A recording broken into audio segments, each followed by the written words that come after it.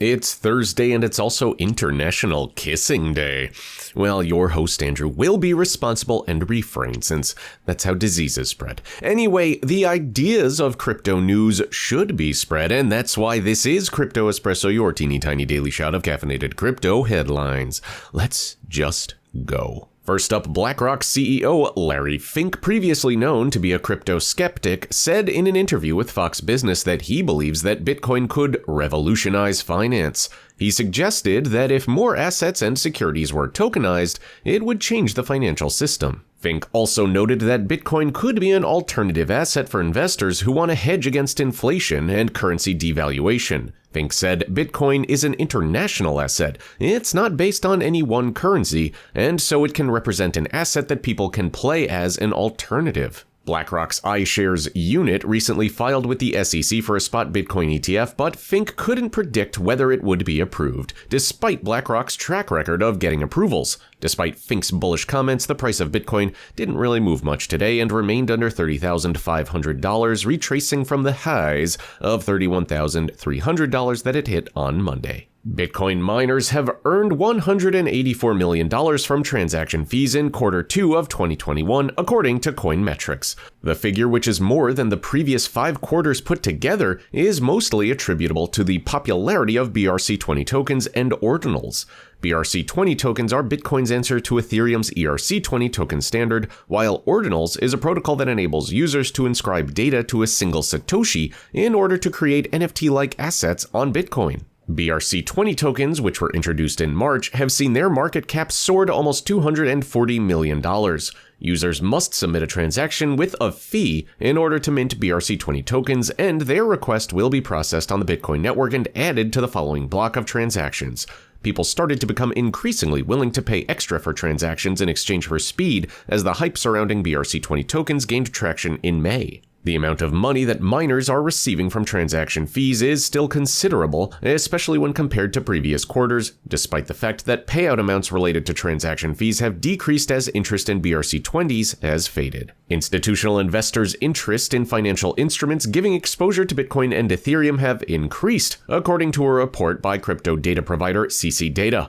According to the research, the major cryptocurrencies saw increases in spot trading volumes, derivatives trading, and CME futures contracts. According to the study, June's bullishness was motivated by the recent BlackRock spot Bitcoin ETF filing, which led to other major asset managers like Fidelity, Invesco, WisdomTree, and ARK Invest to file their very own applications. The volume of Bitcoin futures traded on the Chicago Mercantile Exchange increased by 28.6% to $37.9 billion in June, while the value of Bitcoin micro futures increased by 21.1% to $702 million.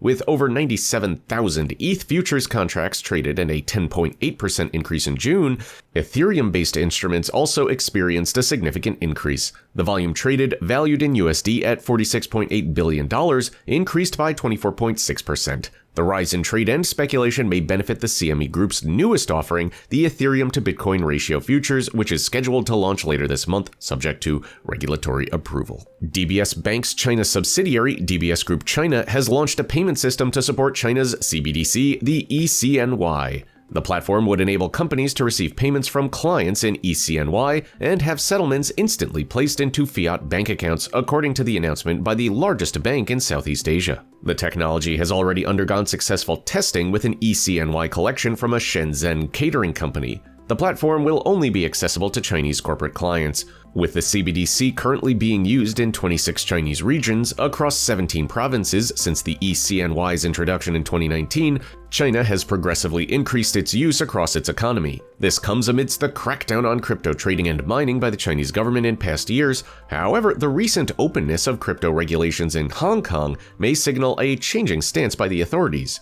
DBS Bank is also entering into the world of digital assets by assisting China in developing their own digital currency. And finally, the Layer 2 solution Starknet version 12, developed by Israeli company Starkware, has begun testing, and it claims to significantly boost Ethereum's throughput on a level never achieved previously. If the Starknet community votes in favor of the upgrade called, oh boy, Quantum Leap, it will go live on mainnet around July 13th. The enhanced throughput delivers a similar user experience to Web 2 applications and makes it simpler for developers to construct more responsive dApps.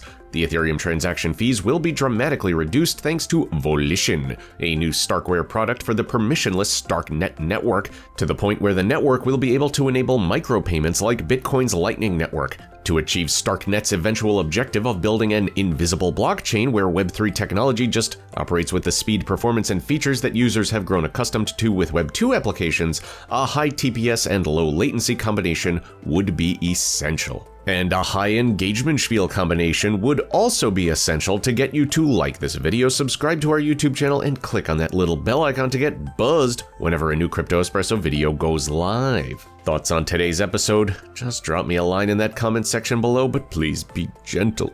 Oh gosh, those comments just keep me up at all hours. Can't sleep. Questions about our headlines or crypto in general? Take that plunge and ask Alex in the description below. Alex is always a great resource for all things Web3 and the metaverse, and that about does it for today.